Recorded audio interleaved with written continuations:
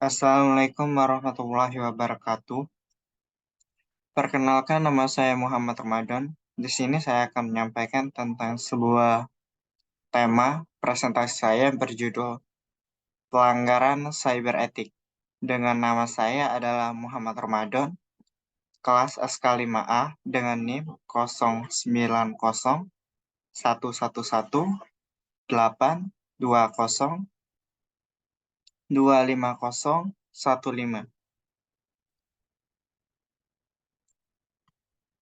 Baik, sebelum kita menelisik lebih lanjut tentang apa itu kode etik, kita belajar dulu apa pengertian dari hal tersebut.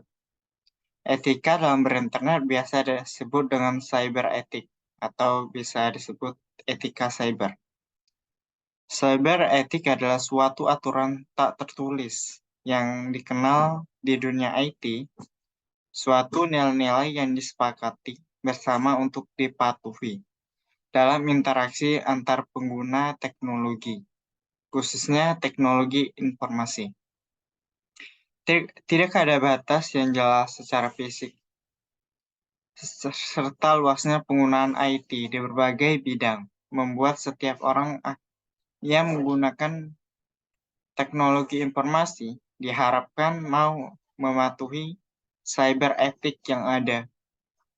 Cyber etik memunculkan peluang baru seperti di bidang pendidikan, bisnis, layanan pemerintahan, dengan adanya kehadiran internet, sehingga memunculkan netiquette atau netiquette, yaitu salah satu etika acuan dalam berkomunikasi menggunakan internet, berpedoman pada IETF, atau biasa dengan kepanjangannya adalah The Internet Engineering Task Force, yang menetapkan RFC atau Netiquette Regulation dalam Request for Comment. Baik, selanjutnya karakteristik dari dunia maya. Internet identik dengan cyberspace atau dunia maya.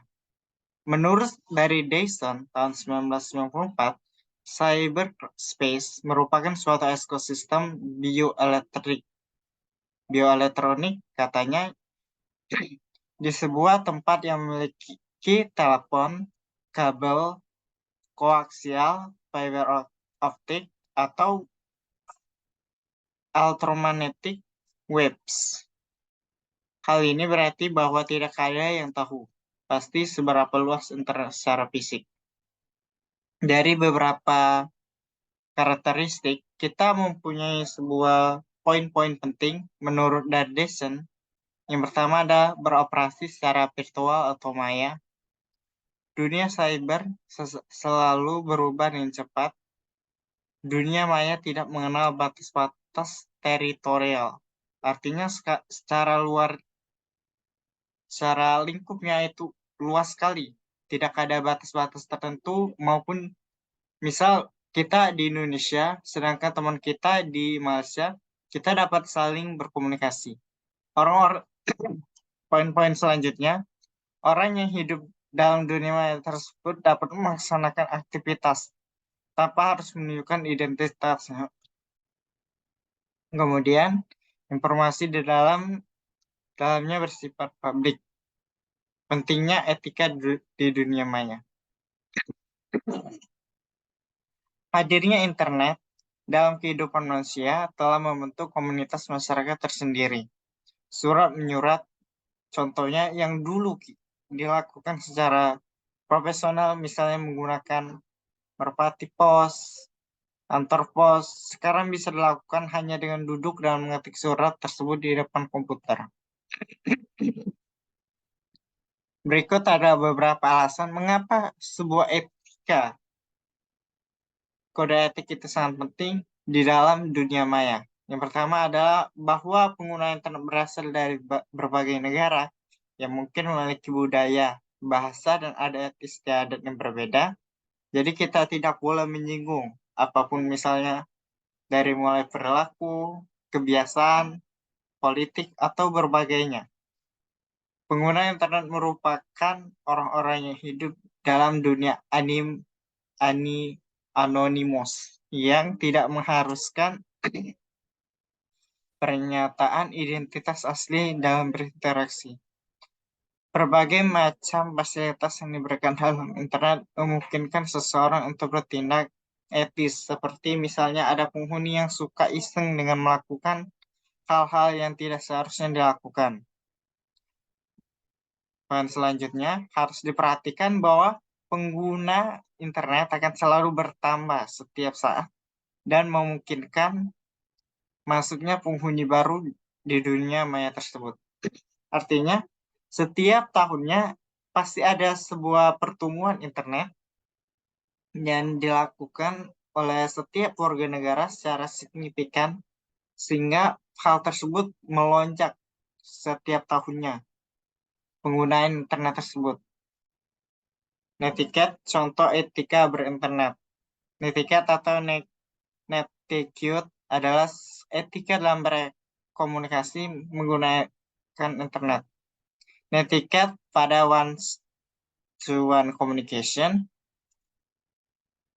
yang dimaksud dengan hal tersebut adalah kondisi di mana komunikasi terjadi antara individu face to face dalam sebuah dialog.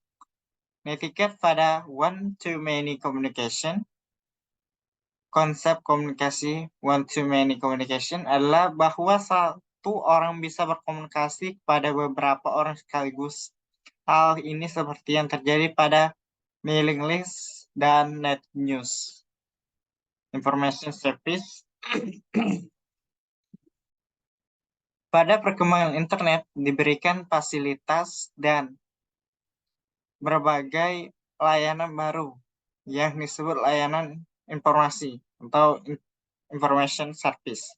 Berbagai jenis layanan ini antara lain adalah Grover, Waze, World Wide Web atau WWW, Multi-User Dimension atau MUTES. Kemudian Multi-User Dimension, which are Object-Oriented, MOOS. Kemudian di sini kita berlanjut ke pelanggaran-pelanggaran apa saja yang sering terjadi pada etika kita berinternet. Seperti hal etika dalam kehidupan masyarakat, sanksi yang diperoleh terhadap suatu pelanggaran adalah sanksi sosial. Sanksi sosial biasa saja berupa teguran atau bahkan dikucilkan dari kehidupan masyarakat. Demikian juga dengan pelanggaran etika berinternet. Sanksi yang akan diterima jika melanggar etika atau norma-norma yang berlaku adalah dikucilkan dari kehidupan berkomunikasi di internet. Misal kita bermain sebuah Facebook, di mana jika kita melanggar suatu ketetapan yang telah dibuat oleh moderator atau admin di sana, kita misal berbuat kasar, berkata tidak sopan, maka admin tersebut akan memute atau agar kita tidak bisa berkomentar di sana, di grup tersebut. Kemudian cyber etika komputer adalah sebuah frase yang sering digunakan, namun sulit untuk didefinisikan. Akan tetapi secara umum, etika komputer dapat didefinisikan sebagai seperangkat asas atau nilai berkenaan dengan penggunaan komputer. Untuk menanam kebiasaan komputer yang sesuai, etika harus dijadikan kebijakan organisasi etis. Sebuah organisasi mengalamatkan isu mengenai etika komputer dan telah menghasilkan guideline etika komputer, kode etik.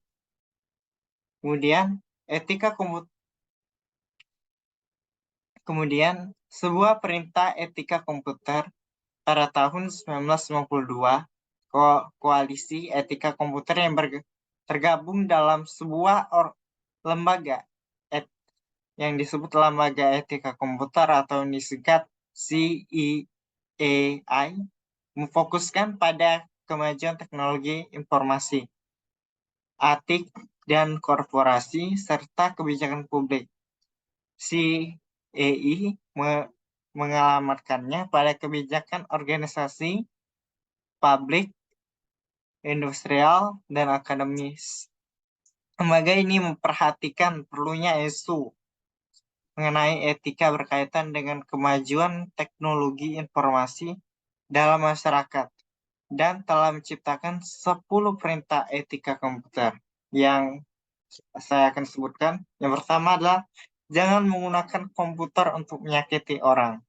Yang kedua, jangan mengganggu pekerjaan orang. Ketiga, jangan mengintip file komputer orang lain. Keempat, jangan menggunakan komputer untuk mencuri atau biasa kita sebut program hacking, menghack. Kelima, menggunakan komputer untuk memberikan saksi dusta.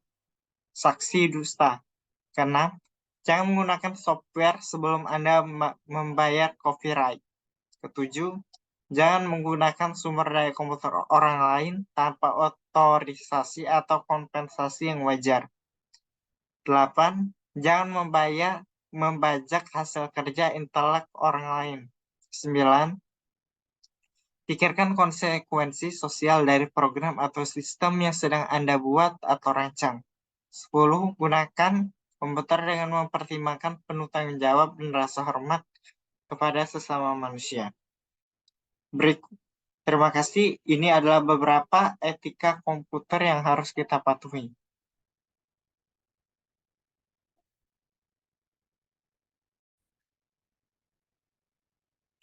Baik, saya akan menampilkan sebuah kasus pelanggaran di tingkat skala nasional, di mana saya ambil data ini dari kompas.com. BPJS atau Badan Penyelenggara Jaminan Kesehatan mengakui adanya kebocoran peretasan yang terdapat 279 juta penduduk Indonesia. Dan data tersebut dijual di dunia maya.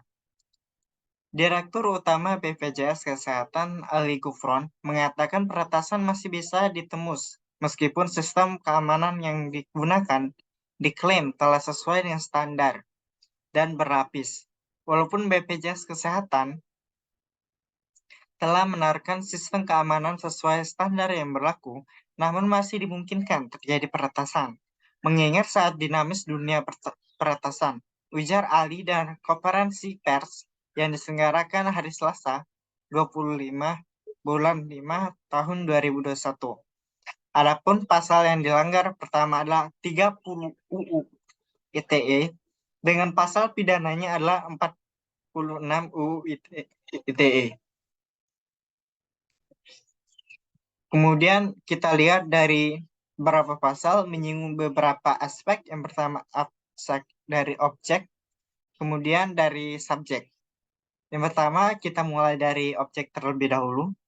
Pasal 52 ayat 2 UU ITE, pemberatasan penjatuhan hukuman pidana apabila objek yang diretas adalah sistem elektronik yang dimiliki oleh pemerintah atau sistem yang digunakan untuk pelayanan publik. Kemudian masih berlanjut dengan pasal selanjutnya, pasal 52 ayat 3 UU ITE, pemberatan penjatuhan hukuman pidana apabila objek yang diretas adalah sistem web milik pemerintah yang berhubungan langsung dengan keamanan dan stabilitas negara. Kemudian kita berlanjut ke bagian berdasarkan subjek. Dia menyinggung pasal 52 ayat 4 UU ITE, di mana termuat di dalamnya pemberatan penjatuhan hukuman pidana dilakukan apabila pelaku peretasan dilakukan oleh korporasi atau perusahaan.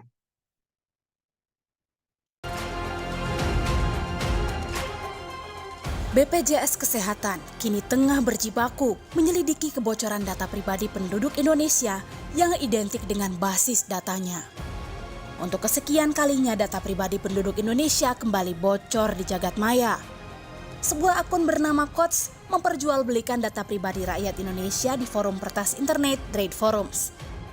Tak main-main, Dari informasi yang beredar, data yang ia jual adalah 279 juta data pribadi penduduk Indonesia, bahkan lengkap dengan nominal gaji. Ia bahkan juga membagikan sampel data yang bisa diunduh lewat sejumlah penyedia layanan file hosting. Transaksi jual beli data ini memakai aset kripto. Jumat siang, Kemenkominfo pun memanggil Direksi BPJS Kesehatan untuk menginvestigasi lebih dalam 100.002 sampel data pribadi yang beredar.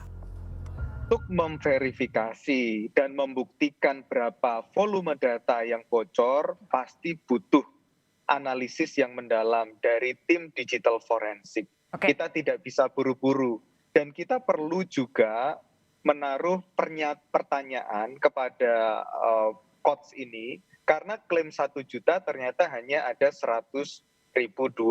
Klaim 279 juta data itu pun cukup aneh dari sisi Kominfo karena data yang dimiliki BPJS Kesehatan kalaupun diambil semua itu volumenya hanya sekitar 220 juta saja.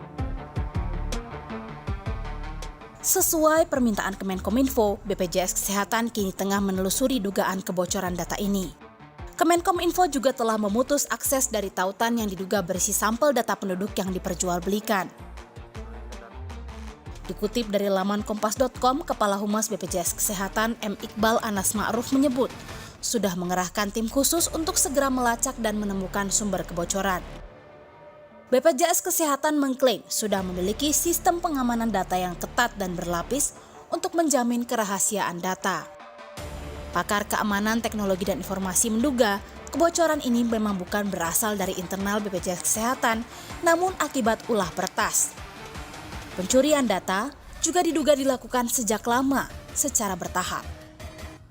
Pencurian ya data-data yang sekarang direkam dalam bentuk digital itu tidak berlangsung 1 hari, itu sudah berlangsung lama, sehingga tidak mustahil apa yang mereka sampaikan bahwa mereka memiliki data sekian ratus juta itu kemungkinan benar. Namun ya itu kan mereka tidak istilahnya mereka punya jaringan, punya kaki tangan memasarkannya. Ini mungkin yang sekarang memasarkan, yang sekarang jadi rame ini adalah salah satu broker. Oke. Lalu, apa bahayanya bagi publik jika data pribadinya bocor? Jadi ini data kependudukan, ya itu nanti digunakan membuat KTP palsu. KTP palsu itu bisa macam-macam implikasinya. Seperti dalam kasus melakukan pinjaman online, menggunakan data KTP orang lain, kamu tidak minjem atau kamu ngutang. Lalu yang kedua, dialami Ilham Bintang kemarin, dia lagi di luar negeri, tahu-tahu ada yang orang punya data KTP-nya, lalu bisa mengganti kartu SIM-nya. Lalu banyaknya akun-akun bodong di bank yang beredar karena banyak data KTP yang palsu yang beredar sehingga bisa digunakan membuka akun bodong dan itu membuka jalan pada aksi cyber kriminal yang lain seperti mama minta pulsa lah, yang WhatsApp teman kita lalu minta pinjam uang kemana, transfer ke KTP, ke rekening, nah itu rekening bodong. Jika benar terbukti ada kelalaian perlindungan data pribadi, maka pengelola data pribadi atau penyelenggara sistem elektroniknya wajib memberitahu pemilik data bahwa datanya bocor. Lembaga yang terbukti lalai juga bisa disanksi administrasi berupa teguran hingga pemutusan izin sebagai pengelola data pribadi atau penyelenggara sistem elektronik. Tim Liputan, Kompas TV.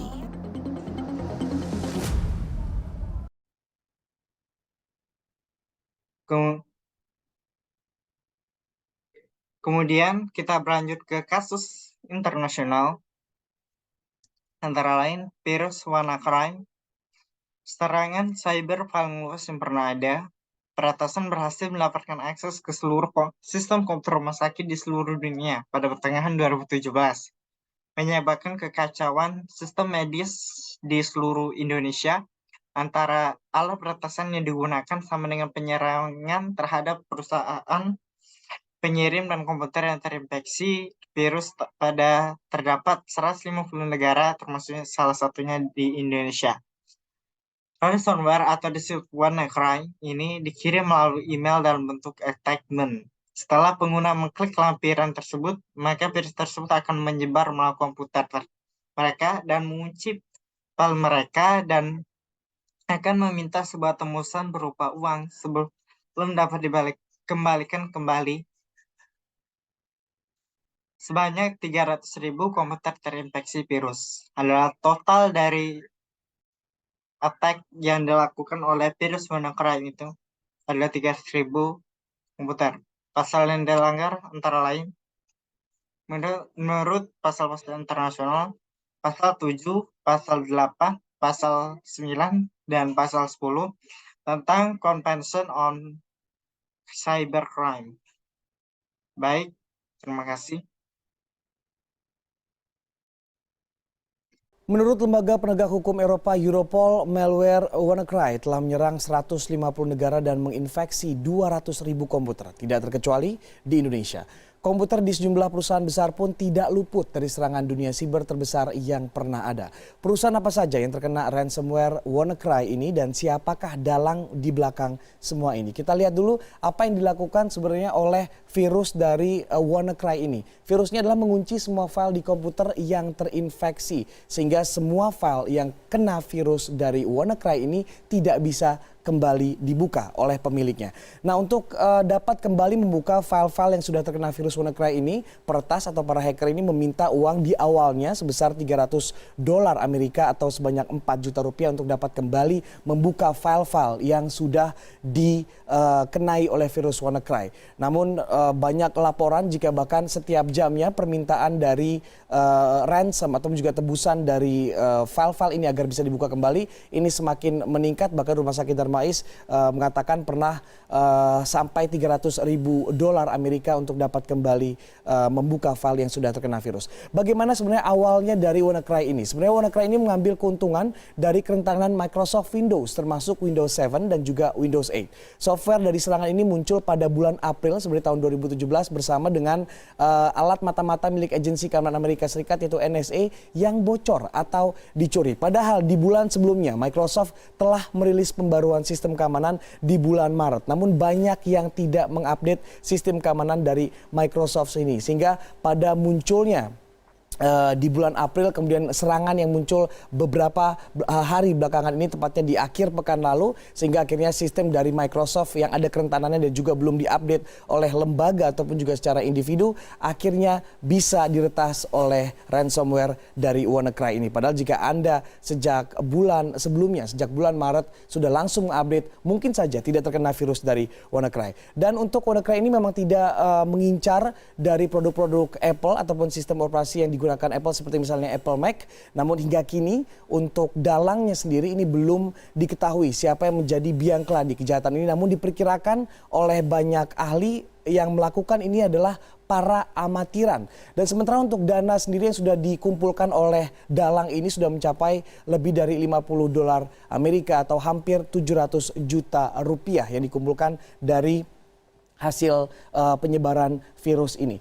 Dan kita lihat untuk penyebarannya ini sudah mencapai di 150 negara. Untuk serangan virus WannaCry ditemukan di 150 negara dan menginfeksi ini lebih dari 200.000 komputer dan juga tentunya termasuk di Indonesia. Indonesia menjadi salah satu negara yang terkena serangan virus dari WannaCry. Dan lebih dari setengah serangan yang ada ataupun serangan yang menimpa ke negara-negara ini terkena di Rusia. Rusia menjadi negara paling banyak terkena serangan dari virus WannaCry ini dan dikarenakan ini Rusia adalah negara dengan sistem infrastruktur komputerisasi yang sudah tua ataupun juga yang sudah ketinggalan zaman dan juga penggunaan software bajakan yang banyak sehingga akhirnya membuat lebih dari 20% orang di Rusia mengupdate software Microsoft ini tidak mengupdate sehingga akhirnya paling banyak di Rusia dari 200.000 serangan yang mengenai komputer 200.000 komputer yang terserang virus WannaCry lebih dari setengahnya ini kena berasal dari negara Rusia. Dan Presiden Vladimir Putin sendiri, Presiden Rusia ini mengatakan bahwa kerusakan ditimbulkan dari virus WannaCry ini tidak berarti, walaupun memang paling banyak sebenarnya Rusia ini diserang oleh virus WannaCry. Dan kita lihat, inilah perusahaan-perusahaan besar di dunia yang terinfeksi oleh virus WannaCry. Perusahaan-perusahaan besar tentunya memiliki sistem sekuritisasi ataupun pengamanan yang tinggi, namun ternyata hacker ini nampaknya sangat canggih sehingga bisa menembus dari sistem keamanan yang dimiliki oleh perusahaan-perusahaan besar di dunia. Yang pertama adalah perusahaan sekelas FedEx. Ini juga kena masuk dari virus WannaCry. Kita tahu sendiri FedEx adalah bergerak di perusahaan logistik yang sudah beroperasi di 220 negara dengan asal perusahaan adalah dari Amerika Serikat. Memang belum diberi penjelasan di negara manakah untuk virus WannaCry ini ditemukan di perusahaan FedEx, namun FedEx mengklaim bahwa memang perusahaannya dia masuk virus WannaCry ini masuk ke dalam sistem operasional juga komputerisasi dari FedEx. Kemudian perusahaan besar lainnya yang mengklaim terkena serangan dari virus WannaCry adalah Nissan, produsen mobil terbesar ke-6 asal Jepang ini juga diretas oleh para hacker. Kemudian Telefonica ini adalah perusahaan telekomunikasi swasta terbesar di dunia asal Spanyol, dan juga DB yaitu Deutsche Bahn, yaitu perusahaan travel online terbesar Eropa di Jerman. Keempat perusahaan ini besar tentunya skalanya, skala dunia dan juga skala Eropa, namun terkena virus dari WannaCry. Kemudian Rusia, ini ada 3 perusahaan di Rusia yang akhirnya terkena juga. Salah satunya adalah bahkan bank sentral dari Rusia sendiri ini terkena oleh serangan virus WannaCry. Sementara untuk perusahaan telekomunikasi lainnya yaitu Megafon di Rusia yang juga merupakan operator telekomunikasi terbesar kedua di Rusia. Ini juga bisa diretas oleh para hacker melalui virus WannaCry. Dan ada cara-cara sebenarnya untuk mencegah masuknya virus WannaCry ke dalam sistem komputer Anda. Bahkan seorang researcher security di Inggris Raya berusia 22 tahun ini telah menemukan cara untuk menghentikan serangan dari ransomware WannaCry ini. Dan juga ini memberikan kesan jika para pelaku amatir, karena anak ataupun pria berusia 22 tahun sudah bisa membuat penangkal dari virus WannaCry. Inilah hal yang bisa Anda lakukan untuk mencegah virus WannaCry. Yang pertama adalah matikan server message block service, sehingga Anda harus mencari untuk server dari message block service, kemudian Anda matikan. Kemudian memasang Microsoft Patch. Ini memang yang baru diupdate, sehingga Anda harus segera mengupdate Microsoft Anda. Kemudian membackup data di hard disk eksternal, sehingga Anda tidak hanya membackup di dalam komputer yang sama, namun juga hard disk eksternal yang Anda biasanya saat ini sudah punya semua masyarakat. Anda save semua file-file Anda agar tidak terkena virus di hard disk eksternal untuk sebagai backup saja. Kemudian mengunduh Windows Update, jadi apapun yang diberikan update yang diberikan oleh Windows ini Anda harus update segera untuk menangkal virus WannaCry. Dan yang terakhir adalah menggunakan software keamanan yang terpercaya. Jadi tidak hanya menggunakan satu software keamanan dari Windows, namun Anda juga bisa membeli software keamanan lainnya yang terpercaya. Segeralah lakukan ini jika Anda tidak mau WannaCry atau tidak mau menangis karena file-file Anda tidak bisa dibuka karena masuk virus WannaCry.